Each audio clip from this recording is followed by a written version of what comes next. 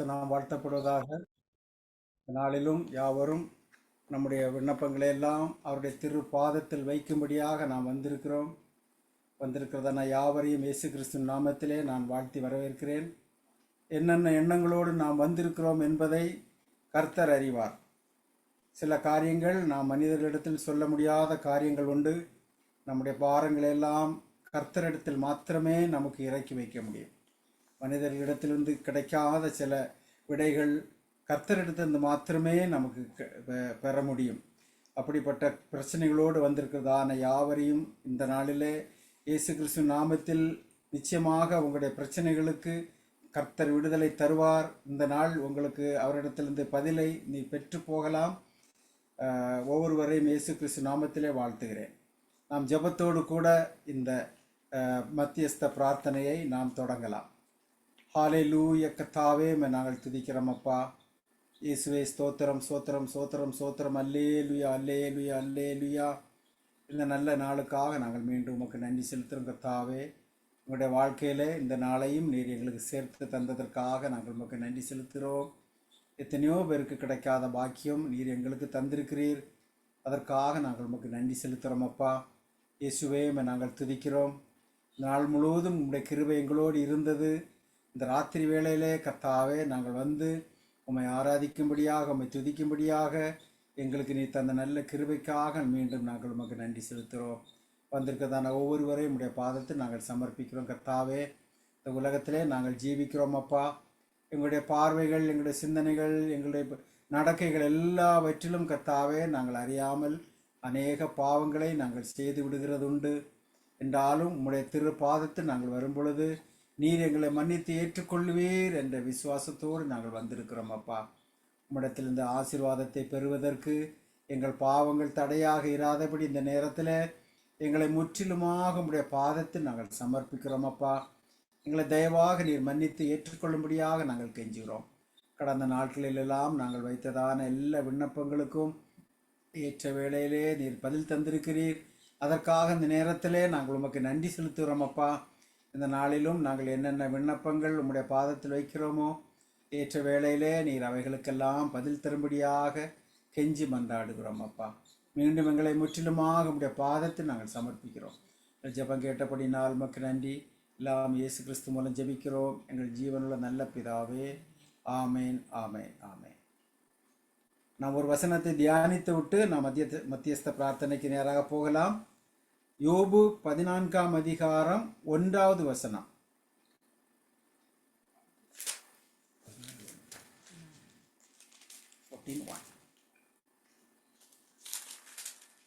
Man who is born of a woman.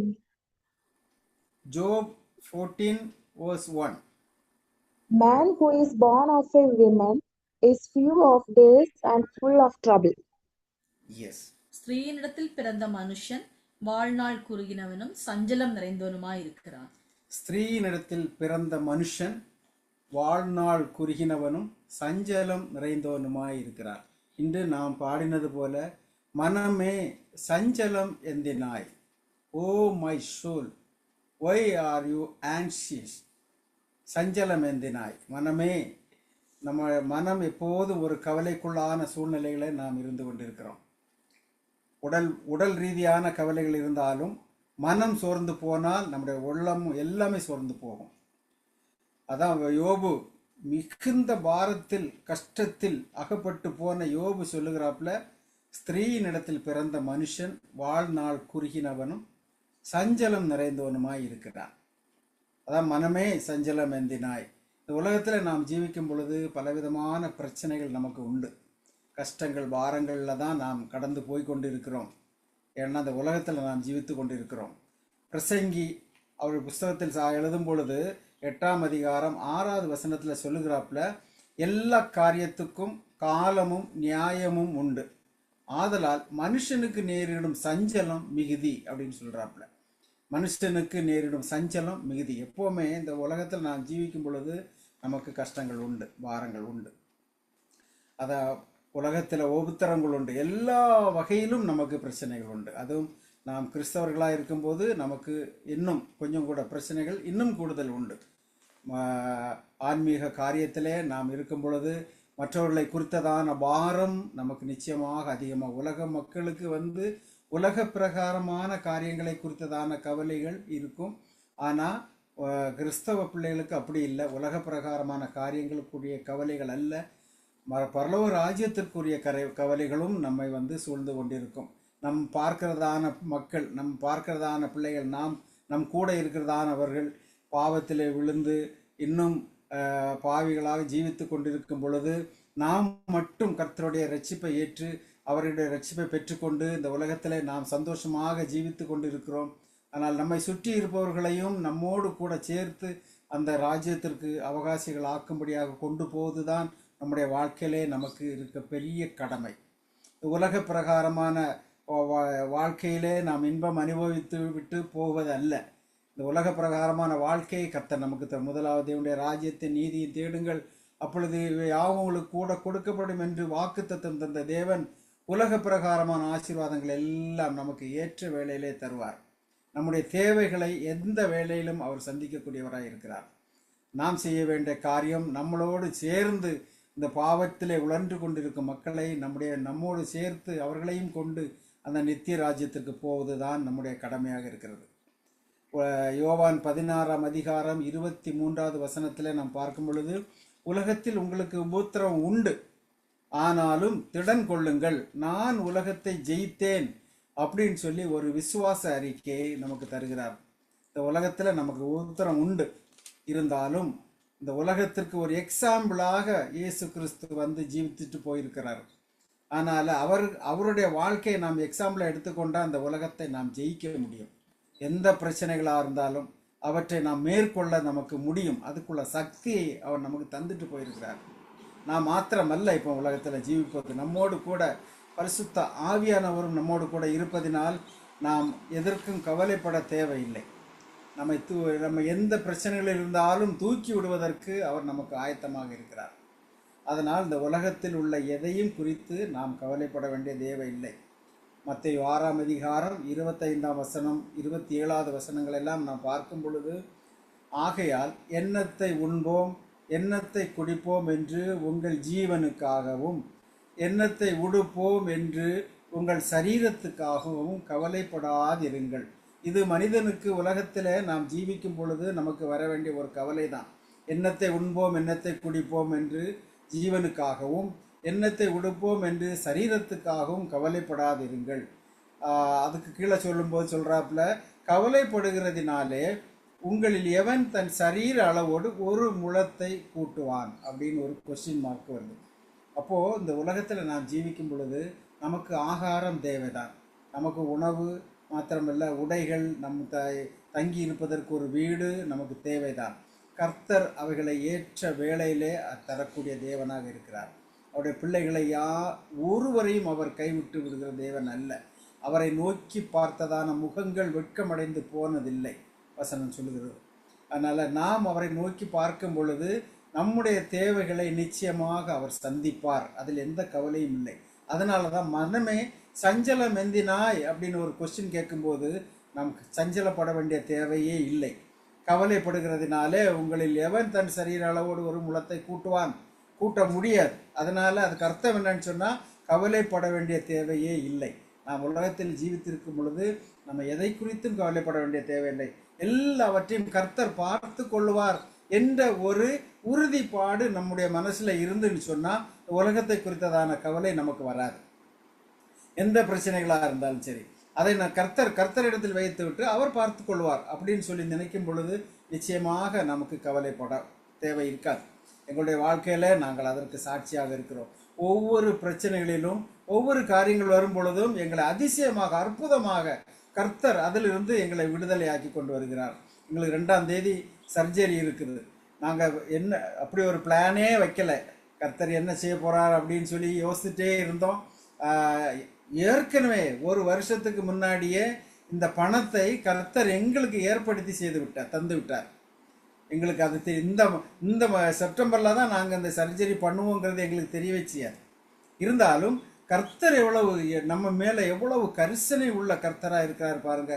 போன வருஷம் சீட்டு கூட சீட்டு போட்டுட்ருக்காப்புல. அதில் வந்து கொஞ்சம் அமௌண்ட்டு இந்த ஒவ்வொரு ஆளுக்கும் ஒவ்வொரு மாதம் விழுந்துகிட்டே இருக்கும். அதில் எங்களுக்கு நிர்மலாக்கு விழுந்தது இந்த மாதத்தில் விழுந்திருக்கு. அது அப்போமே விழுந்து அது எங்களுக்கு ரெடியாக இந்த மாதம் உங்களுக்கு தான் அப்படின்னு சொல்லி இருந்தது.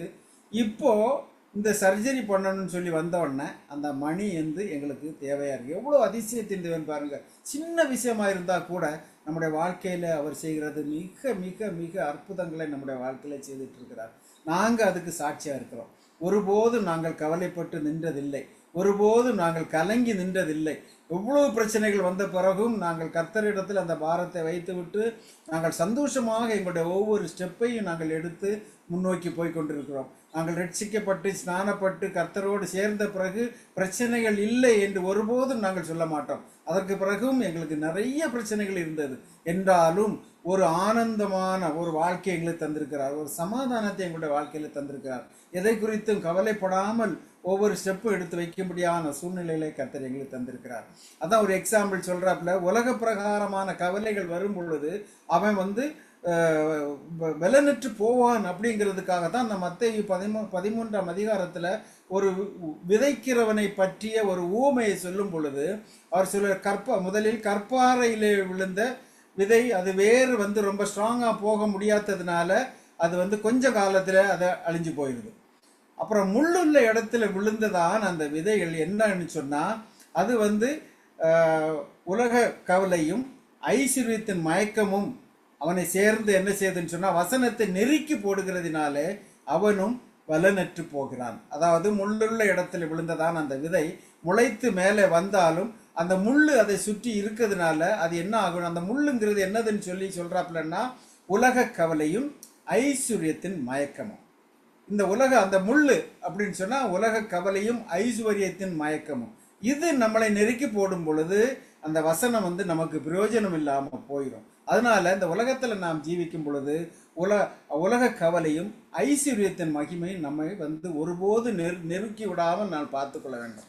அதான் பவுல் 2 கொரிந்தியருக்கு எழுதும் பொழுது சொல்றாப்புல 7ஆம் அதிகாரம் 10வது வசனத்தில், தேவனுக்கேற்ற துக்கம் ரட்சிப்புக்கு ஏதுவான மனம் திரும்புதலாக இருக்கிறது, லௌகிக துக்கம் மரணத்தை கொண்டு வந்து சேர்க்கிறது. அப்போது இந்த துக்கம் வந்து லௌகிக துக்கமாக இருந்துன்னு சொன்னால் அந்த துக்கம் நமக்கு மரணத்தை கொண்டு வந்து சேர்க்கும். தேவனுக்கேற்ற துக்கம் கர்த்தருடைய காரியங்களுக்கான துக்கம் வந்து நமக்கு வந்து மனம் திரும்புதலுக்கும் அந்த ரட்சிப்புக்கும் நம்மளை நடத்தும். கர்த்தருக்குரிய காரியங்களுக்கான துக்கம், கர்த்தருக்குரிய காரியங்களுக்கான துக்கம் என்றால் ஆன்மீக காரியங்களுக்கான துக்கம். ஆன்மீகத்தை நாம் வளர்ச்சி அடைவது எப்படி, ஆன்மீகத்தை நாம் வளர்ப்பது எப்படி, அப்படிங்கிற துக்கம் நம்முடைய வாழ்க்கையில் வந்தோம்னு சொன்னால் அது வந்து நமக்கு ரட்சிப்புக்குள்ளால நடத்தும். உலகத்தில் நாம் பணத்தை பற்றியும் உலக காரியங்களை பற்றியும் நமக்கு மனசில் ஒரு துக்கம் வந்துன்னு சொன்னால் அது மரணத்தை கொண்டு வந்து சேர்க்கும். நமக்கு புதிய ஏற்பாடில் அதுக்கு தான் இயேசு கிறிஸ்து நிறைய வாக்கு தத்தங்களை தந்திருக்கிறார். கவலைப்படுகிறவங்களுக்கு அநேக வாக்கு தத்தங்கள். யோவான் 16ஆம் அதிகாரம் 20வது வசனத்தை பார்க்கும் பொழுது நமக்கு எல்லாருக்கும் தெரிந்தது, நீங்கள் துக்கப்படுவீர்கள் ஆனால் உங்கள் துக்கம் சந்தோஷமாய் மாறும் அப்படிங்கிறது ஒரு பெரிய வாக்கு தத்தம். கர்த்தர் நமக்கு தந்திருக்கிறதான வாக்கு தத்தம். அந்த உலகத்தில் நமக்கு கவலைகள் உண்டு, கஷ்டங்கள் உண்டு, பாரங்கள் உண்டு, ஆனால் உங்கள் துக்கம் சந்தோஷமாய் மாறும். இது இயேசு அப்பா நமக்கு தந்திருக்கிறதான ஒரு வாக்கு தத்தம். உங்கள் துக்கம் சந்தோஷமாய் மாறும். இந்த நாளிலே எந்த காரியத்திலேயாவது நாம் துக்கம் நிறைந்தவர்களாக இருந்தால், குடும்ப பிரச்சனைகளாக இருக்கட்டும், பண கஷ்டங்களாக இருக்கட்டும், கடன் தொல்லைகளாக இருக்கட்டும், பிள்ளைகள் மூலமாக வரக்கூடிய கஷ்டங்களாக இருக்கட்டும், பிள்ளைகளுக்கு ஃபீஸ் கட்டக்கூடிய பிரச்சனைகளாக இருக்கட்டும், எந்த துக்கமாக இருந்தாலும் நாம் கர்த்தரிடத்தில் அதை கொண்டு போகும் பொழுது உங்கள் துக்கம் சந்தோஷமாய் மாறும். அதற்கான வழிமுறைகளை கர்த்தர் நமக்கு செய்து தருவார். அதனால நாம் செய்ய வேண்டிய காரியங்கள் என்ன அப்படின்னு சொல்லும்போது பிலிப்பியர் 4ஆம் அதிகாரம் 6வது வசனம் சொல்லுது, நீங்கள் ஒன்றுக்கும் கவலைப்படாமல் எல்லாவற்றையும் குறித்து உங்கள் விண்ணப்பங்களை ஸ்தோத்திரத்தோட கூடிய ஜபத்தினாலும் வேண்டுதலினாலும் தேவனுக்கு தெரியப்படுத்துங்கள். அப்போது பவுல் எழுதும்போது சொல்கிறாப்ப, நீங்கள் ஒன்றுக்கும் கவலைப்பட வேண்டாம், எதுக்குமே நீங்கள் கவலைப்பட வேண்டாம். உங்களுக்கு என்ன பிரச்சனை இருக்குதோ அந்த பிரச்சனைகளை கர்த்தரிடத்தில் கொண்டு போங்க. ஜபத்தின் மூலமாக நீங்கள் கர்த்தரிடத்தில் போய் அந்த உங்களுடைய விண்ணப்பங்களை வைங்க அப்படின்னு சொல்லி நம்மை தைரியப்படுத்துகிறாப்புல பவுல். நீங்கள் ஒன்றுக்கும் கவலைப்படாமல் அப்படின்னு சொன்னால் நீங்கள் கவலையே பட வேண்டிய தேவையில்லை. எந்த பிரச்சனைகளாக இருந்தாலும் சரி, நீங்க ஜெபத்தோட ஸ்தோத்திரத்தோட கூட கர்த்தரிடத்துக்கு தெரியப்படுத்துங்கள், நிச்சயமாக அவர் உங்களுக்கு பதில் தருவார் அப்படின்னு சொல்றாப்புல. பவுல் அப்போஸ்தலனை நாம் பார்க்கும் பொழுது பயங்கரமான கஷ்டத்தை அனுபவித்த ஒரு கர்த்தருடைய பிள்ளை பவுல் அப்போஸ்தலன். அவர் பட்ட கஷ்டத்தை மாதிரி நம்ம யாருமே பட்டிருக்க முடியாது. அவ்வளோ பெரிய கஷ்டங்கள் சொல்ற, கட்டுக்களும் உபத்திரவங்களும் எனக்கு வைத்திருக்கிறதென்று பரிசுத்தாவியானவரும் பட்டணம் தோறும் தெரிவிக்கிறதை மாத்திரம் அறிந்திருக்கிறேன்னு சொல்றாப்புல. ஆகிலும் அவைகளில் ஒன்றையும் குறித்து கவலைப்படேன், என் பிராணனையும் நான் அருமையாக எண்ணேன், என் ஓட்டத்தை சந்தோஷத்தோடு முடிக்கவும் தேவனுடைய கிருபையின் சுவிசேஷத்தை பிரசங்கம் பண்ணும்படிக்கு நான் கர்த்தராகிய இயேசுவினிடத்தில் பெற்ற ஊழியத்தை நிறைவேற்றவும் விரும்புகிறேன். எவ்வளவு அருமையாக சொல்ற பாருங்க. ஆகிலும் அவைகளில் ஒன்றையும் குறித்து நான் கவலைப்பட. அதுக்கு மேல வசனங்களை சொல்லும் போது அவருக்கு நீ போக வேண்டாம், அங்க நிறைய உனக்கு பிரச்சனை வரப்போகுது, கட்டுகள் இருக்கு, உபத்திரவங்கள் இருக்கு அப்படின்னு சொன்ன பொழுதும் சொல்றாப்புல, இந்த சரீரத்துக்கு வரக்கூடிய பிரச்சனைகளை பத்தி நான் கவலைப்பட வேண்டிய தேவையே இல்லை. அதை குறித்து நான் ஒன்றையும் குறித்து நான் கவலைப்பட மாட்டேன். எனக்கு செய்ய வேண்டியவர் இயேசுவினிடத்தில் பெற்ற ஊழியத்தை நான் நிறைவேற்ற வேண்டும். எவ்வளவு பெரிய இந்த உலக பிரகாரமான காரியங்களை எல்லாம் விட்டு விட்டு பாருங்க, எவ்வளவு ஒரு பெரிய சந்தோஷத்தோட இந்த உலகத்துல நமக்கு ஒரு எக்ஸாம்பிளாக சொல்லியிருக்காப்புல. அதனால பிரச்சனைகள் வந்தா நிச்சயமாக அவைகளிலிருந்து விடுதலை தர வல்ல தேவனாய் இருக்கிறார் நம்முடைய தேவன். நமக்கு தெரியும், Graham Staines, Philip and Timothy 2 பையன்மாரும் அந்த பெரியவரும் அவருக்கு பிடிச்சி அவருக்கு வந்த வாகனத்தோட கொளுத்தி உள்ள எரிஞ்சு போட்டாங்க. வெளியே ஓடி வந்தவங்களை பிடிச்சி உள்ள தூக்கி போட்டு அதையே தீ கொளுத்தி கொண்டிருக்காப்புல. அந்த அம்மா கிளாடிஸ் அம்மா என்ன பண்ணியிருக்காங்கன்னு சொன்னால், அவங்கள நான் மன்னிச்சிட்டேன் அப்படின்னு சொல்கிறாங்க. எந்த அளவுக்கு அங்கே மனசு ஒரு சுத்தமான ஒரு மனசாக இருந்திருக்கணும். ஒரு சுத்தமான பரிசுத்தமான மனசு இல்லைன்னு சொன்னால், சொந்த பிள்ளைய தூக்கி போட்டு கறிக்கட்ட மாதிரி தான் அவங்களுக்கு கடைசியில் கிடைச்சது. அடையாளம் தெரியாமல் கறிக்கட்டைகள் மாதிரி கிடைச்ச பிள்ளைகள். ஒரு மனசு, ஒரு இந்த உலகத்தில் உள்ள மக்களுக்கு மேலே உள்ள ஒரு அன்பு அந்த மனசில் இருந்தால் மட்டும்தான் இந்த அளவுக்கு மன்னிப்புக்குள்ளால் நாம் போக முடியும்.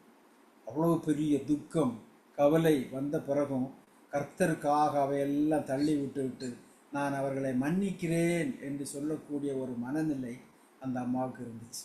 இன்னைக்கு இந்த உலகத்தில் கர்த்தருக்காக நாம் படக்கூடிய கஷ்டங்கள் அநேகமாக இருந்தாலும் நிச்சயமாக அவற்றில் இருந்தெல்லாம் நமக்கு விடுதலை தர வல்ல தேவனாக இருக்கார். நம்முடைய கஷ்டங்கள், நம்முடைய கவலைகள் இந்த உலகத்தில் உள்ள காரியங்களுக்காக தான் நாம் கவலைப்பட்டு கொண்டிருக்கோம். உண்மையிலே பாருங்க, என்னட்டெல்லாம் இப்போ இயேசுக்காக நீ ஏதாவது செய்தியா அப்படின்னு கேட்டால், எனக்கு அதுக்கு நான் செய்திருக்கேன், இயேசுக்காக என்னென்ன கஷ்டங்களை நான் அனுபவிச்சிருக்கேன், இயேசுவின் சுவிசேஷத்தை சொல்லி நான் இப்படி பட்டிருக்கேன்னு சொல்லுவதற்கு ஒன்றுமே இல்லை. அதே சமயம் உலக காரியங்களுக்காக நாங்கள் பணத்தை பிள்ளைகளுக்கு லோன் எடுத்து அங்கே படிக்க வைக்கணும், ஃபோன் எடுத்து இங்கே படிக்க வைக்கணும், பிள்ளைகளுக்கு செலவு அப்படி செய்யணும், இப்படி செய்யணும், இன்னும் சாப்பாடு சாப்பிடணும், இப்படியெல்லாம் இந்த உலகத்தினுடைய இந்த கவலைக்காக, இந்த சரீரத்தின் இச்சைகளுக்காக கவலைப்பட்ட நாட்கள் அநேகம் உண்டு. இந்த நாளில் நாங்கள் அதை நினைத்து நாங்கள் வருத்தப்படுகிறோம். கர்த்தாவே, உமக்கு வேண்டி நாங்கள் ஒன்றுமே செய்ய முடியலையே அப்பா. ஹல்லேலூயா. இன்னும் எவ்வளவு நாட்கள் இந்த உலகத்தில் நாங்கள் ஜீவிப்போம் என்று தெரியவில்லையாப்பா. இனிமேலாவது நாங்கள் அட்லீஸ்ட் உமக்கு வேண்டி ஒரு சின்ன காரியத்தையாவது நாங்கள் செய்துவிட்டு இந்த உலகத்திலிருந்து நாங்கள் மரணம் அடைந்து போக வேண்டும் அப்பா அப்படின்னு சொல்லி ஒரு சிந்தனை இப்போது தான் எங்களுடைய மனதிலே வந்திருக்கிறது. இந்த நாளில் இதை கேட்கிறதான நீங்களும் உங்களுடைய மனதில் நிச்சயமாக ஒரு மாற்றங்கள் வர வேண்டும். இன்னும் நாம் உலகத்திலே உலக சிற்றின்பத்திலே நாம் வாழ்ந்து கொண்டிருப்போமானால் இந்த நாளிலே இயேசுவுக்காக நாம் ஏதாவது செய்ய வேண்டும் என்ற ஒரு மனதிலே ஒரு நம்பிக்கை உங்களுடைய வாழ்க்கையிலே நீங்கள் வைக்க வேண்டும். ஹல்லேலூயா. நாம் ஆராதிக்கிற தேவன் ஜீவன் உள்ள தேவன். ஒவ்வொரு நொடி பொழுதும் அவர் நம்மளை பார்த்து கொண்டிருக்கிறார். இந்த உலகத்திலே நடந்து போய் கல்லு தட்டி கீழே விழுந்து செத்தவர்கள் எத்தனையோ பேர் இருக்காங்க. அவங்களுக்கு தெரியாமலே நடந்து போயிட்டு இருக்கும்போது மேல இருந்து மாடியிலிருந்து ஏதோ கல்லோ ஏதோ விழுந்து மரிச்சு போனவங்க எத்தனையோ பேர் இருக்காங்க. அவங்களுக்கே தெரியாம கால் வேலை செய்துட்டு இருந்த இடத்துல ஸ்லிப் ஆகி விழுந்து மரித்து போனவங்க எத்தனையோ பேர் இருக்காங்க. ஆனா நம்மை எவ்வளோ அதிசயமாக கர்த்தர் பாதுகாத்து வருகிறார். நம்ம யோசித்து பார்ப்போம். எத்தனையோ இடங்களில் நாம் மரணப்பட்டிருக்க வேண்டிய சூழ்நிலைகள் எத்தனையோ தடவை நமக்கு வந்திருக்கிறது. என்னுடைய வாழ்க்கையிலே வந்திருக்கிறது எத்தனையோ தடவை. கார் ஓட்டிட்டு போகும் பொழுது ஒரு நொடி பொழுதுல ஒரு மயிரிழையில் நாங்கள் தப்பின நாட்கள் உண்டு. அவ்வளதெல்லாம் கர்த்தர் அந்த நேரத்தில் எங்களை அந்த ஒரு பெரிய ஆக்சிடென்டிலிருந்து நாங்கள் மரித்து போகாமல் எவ்வளவு அதிசயமாக காத்து வந்த தேவன் இந்த நாளில் உங்களுக்கு சாட்சியாக நாங்கள் இருக்கும்படியாக எங்களை வைத்திருக்கிறார். அதிசயத்தின் தேவன், அற்புதத்தின் தேவன், அப்படிப்பட்ட தேவனை நாம் ஆராதிச்சு கொண்டு இருக்கிறோம். பவுல் அப்போஸ்தலன் இப்படி சொல்றாப்புல, பேதுரு சொல்லுறாப்புல, 1 பேதுரு 5ஆம் அதிகாரம் 7வது வசனத்துல, அவர் உங்களை விசாரிக்கிறவரானபடியால் உங்கள் கவலைகள் எல்லாம் அவர் மேல் வைத்து விடுங்கள். பேதுரு ஒரு ஸ்டெப் மேலே கூட சொல்றாப்புல, அவர் உங்களை விசாரிக்கிறவரானபடியால் உங்கள் கவலைகள் எல்லாம் அவர் மேல் வைத்து விடுங்கள். இன்றைக்கு நம்முடைய தேவன் நம்மளை ஒவ்வொரு நொடி பொழுதும் நம்மளை பார்த்து கொண்டிருக்கிறார். அதிசயத்தோடு அற்புதத்தோடு நம்மளை காத்து கொண்டிருக்கிறார். அப்படிப்பட்ட தேவன் இந்த நாளில் நாம் நம்முடைய துக்கங்கள், பாரங்கள் எல்லாவற்றையும் அவர் மேல் நாம் வைத்து விடுவோம். அவர் மேல் வைத்து விட்டால் நிச்சயமாக அவர் அதை ஏற்றுக்கொண்டு நமக்கு நல்ல பதிலை தரக்கூடிய தேவனாக இருக்கிறார். நிச்சயமாக ஒருபோதும் அவர் நம்மை கைவிடுகிற தேவன் அல்ல. நான் பார்க்கும் பொழுது எஸ்தர் புஸ்தகத்திலே நான் வாசிக்கும் பொழுது யூத மக்களுக்கு ஒரு பெரிய பிரச்சனை வந்து சேருது. யூத குலத்தையே அழித்து விட வேண்டும் என்று ஆமான் கங்கணம் கட்டி ஒவ்வொரு ஸ்டெப் பை ஸ்டெப்பாக காய்களை நகர்த்தி கொண்டு வந்து இப்போ கடைசியில் யூத குலத்தை கம்ப்ளீட்டாக அழித்து விடும்படியாக அவன் வந்து ஒரு ஆர்டரும் ஆகாஸ்வேறு மன்னன்கிட்ட வாங்கிட்டான். எப்படியா இதுக்கு ஒரு ரீசன் ஒன்றுமே இல்லை. மொர்தேகாய் அவனு வரும்பொழுது அவனுக்கு சல்யூட் பண்ணலை, அதுதான் ஒரு ரீசன். ஆனால் மொர்தேகாய் சல்யூட் பண்ணாட்டாலும் அவனுடைய எய்ம் மொர்தேகாவை மட்டும் அழிப்பது அல்ல, இந்த யூத குலத்தை அழிக்க வேண்டும். யூத குலம் வளர்ந்து ஓங்கி அங்குமிங்குமாக வளர்ந்து வருகிறது. இந்த குலத்தை நாம் விட்டு விட்டால் சரியாகாது. அந்த எஸ்தர் சரித்திரத்தை நாம் பார்க்கும் பொழுது இந்த ஆமான் ஏற்கனவே சவுலின் சமயத்தில் இருந்தே யூதர்களுக்கு ஒரு இடைஞ்சலாக வந்து கொண்டிருந்த கோத்திரம் அப்படின்னு சொல்லி சரித்திர அந்த வரலாறை புரட்டி பார்க்கும்போது நமக்கு தெரியும். அப்படிப்பட்ட அவன் இந்த சமயத்தில் நல்ல சந்தர்ப்பத்தை உபயோகப்படுத்தி இந்த யூத குலங்கள் முழுவதையும் அழித்து விட வேண்டும் அப்படின்னு சொல்கிறாப்புல. அப்படி கங்கணம் கட்டி செய்து இந்த ஆர்டர் வாங்கிட்டாப்புல. இப்போ என்ன ஆச்சுன்னு சொன்னால், எஸ்தரும் மொர்தேகாயும் ஒரு உபவாசம் இருந்து அல்லும் பகலும் 3 நாள் உபவாசம் இருந்து ஜெபித்தாங்க அப்படின்னு சொல்லி நம்ம பார்க்குறோம். 3 நாட்கள் எஸ்தரும் மொர்தேகாவும் மாத்திரமல்ல, யூத ஜனங்கள் எல்லாருக்கும் இதை அனுப்பி எல்லாரும் நீங்கள் இருந்து ஜெபம் பண்ணுங்க, உபவாசம் இருந்து ஜெபம் பண்ணுங்க, இவ்வளவு பெரிய பிரச்சனைகளை நாம் மாட்டிக்கிட்டோம், அதனால் கர்த்தரிடத்தில் நம்ம கேட்போம், அவர் நமக்கு விடுதலை தருவார் அப்படின்னு சொல்லி அவங்க எல்லாரும் உபவாசம் இருந்து ஜெபம் பண்ணுறாங்க. இந்த நாளில் உபவாசத்தோடும் ஜெபத்தோடும் நாம் கர்த்தரிடத்தில் போனால் எவ்வளோ பெரிய காரியமாக இருந்தாலும் சரி, அதற்கு நிச்சயமாக அவரிடத்திலிருந்து அவர் நமக்கு பதில் தரக்கூடிய தேவனாக இருக்கிறார். நாம் இந்த எஸ்தர் புஸ்தகத்தை நாம் கடைசியாக வாசிக்கும் பொழுது என்ன ஆச்சுன்னு சொன்னால், அவங்களுக்கு கர்த்தர் அதிசயத்தோடு அவங்களை விடுதலை பண்ணினார். உங்களுக்கு எல்லாம் தெரிஞ்ச விஷயம்னால அதை விட ஸ்கிப் பண்ணுறேன். அவர் அதிசயத்தோடு யூதர் குல முழுவதையும் அவர் பாதுகாத்து கொண்டார். அந்த இதை அவங்க கொண்டாடும்படியாக பூரிம் பண்டிகை அப்படின்னு சொல்லி ஒரு ஃபெஸ்டிவல் அவங்க ஏற்படுத்தி அவங்க என்ன பண்ணான்னு சொன்னால், வருஷந்தோறும் ஆதார் மாதத்தில் 14ஆம் 15ஆம் தேதிகளை யூதர்கள் தங்கள் பகைஞருக்கு நீங்களாக்கி இளைப்பாறுதல் அடைந்த நாட்களாகவும், அவர்கள் சஞ்சலம் சந்தோஷமாகவும், அவர்கள் துக்கம் மகிழ்ச்சியாகவும் மாறின மாதமாகவும் அந்த பூரிம் பண்டிகை அப்படின்னு சொல்லி ஒரு பண்டிகை இந்த ஆதார் மாதத்தில் 14ஆம் 15ஆம் தேதியில் அவங்க என்ன பண்ணாங்கன்னு சொன்னால் கொண்டாடினார்கள். அதுக்கு காரணம் என்னன்னு சொன்னால், கர்த்தர் அவருடைய துக்கத்தை சந்தோஷமாக மாற்றினார், அவருடைய சஞ்சலத்தை சந்தோஷமாக மாற்றினார். அதனால அவங்க அந்த பண்டிகையில் அவங்க என்ன செய்கிறாங்கன்னு சொன்னால், அவங்க 3 காரியம் செய்கிறாங்க. ஒன்று, அந்த நாட்களில் விருந்துண்டு சந்தோஷம் கொண்டாடவும், ஒருவருக்கொருவர் வரிசைகளை அனுப்பவும், எளியவர்களுக்கு தான தர்மம் செய்யவும் வேண்டுமென்று திட்டம் பண்ணி கொண்டார்கள். இப்போ பாருங்க, உங்களுக்கு ஒரு பெரிய பிரச்சனையிலிருந்து அவர்களுக்கு கர்த்தர் ஒரு விடுதலை கொடுத்தார். அதனால் அவங்க ஒரு முடிவு பண்ணுறாங்க, என்ன பண்ண இந்த நாளை நாம் மிகவும் சந்தோஷமான நாளாக மாற்றணும்.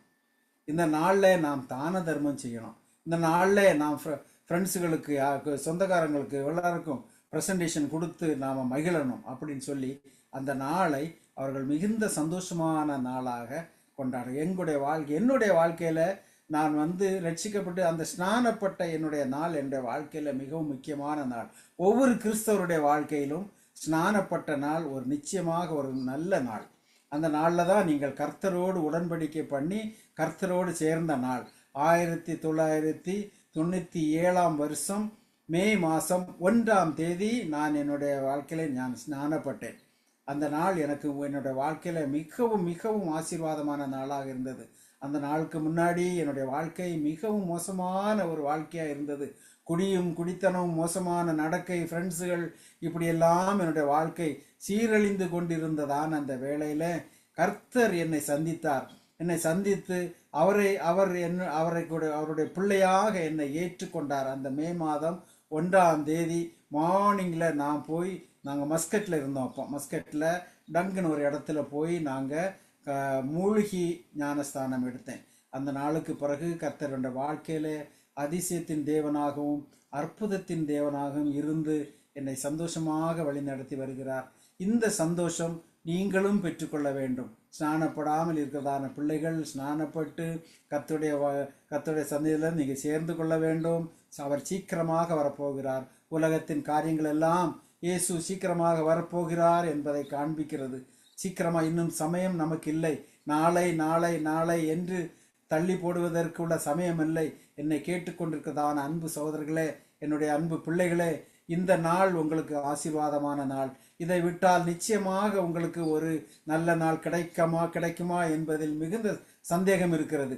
ஏசப்பா இந்த ராத்திரி இந்த நாளில் வந்தால் நீங்கள் அவருடைய ராஜ்யத்திற்கு அவகாசிகள் ஆக முடியுமா? அதற்குரிய ஜீவிதம் நீங்கள் ஜீவித்து கொண்டிருக்கிறீர்களா என்று இந்த நாளில் நாம் ஒரு நிமிஷம் நம்முடைய வாழ்க்கையை சிந்தித்து பார்ப்போம். உலக பிரகாரமான துக்கம் அல்ல. உலக பிரகாரமான துக்கத்திற்கு எப்பவுமே முடிவு உண்டு. ஆனால் பரிசுத்த ஆவியான பரிசுத்த உள்ளத்தோடு அந்த ஆன்மீக வாழ்க்கையிலே வரக்கூடிய நம்முடைய துக்கத்தை இயேசு கிறிஸ்து மாத்திரம்தான் சரி பண்ண முடியும். வசனங்களின் மூலமாகவும் வார்த்தைகளின் மூலமாகவும் கர்த்தருடையத்தில் நாம் மன்றாடும் பொழுது இந்த ஆன்மீக துக்கங்கள் நம்மை விட்டு மாறி போகும். அந்த நித்திய ராஜ்யத்திற்கு நாம் அவகாசிகள் ஆக முடியும். இன்று என்னை கேட்டுக்கொண்டிருக்கிறதான பிள்ளைகளே, உங்களுக்கு இந்த வசனங்கள், இந்த வார்த்தைகள் நிச்சயமாக பிரயோஜனம் உள்ளவைகளாக இருந்திருக்கும் என்று நான் விசுவாசிக்கிறேன். கர்த்தர் உங்களை ஆசீர்வதிப்பாராக. ஆமென்.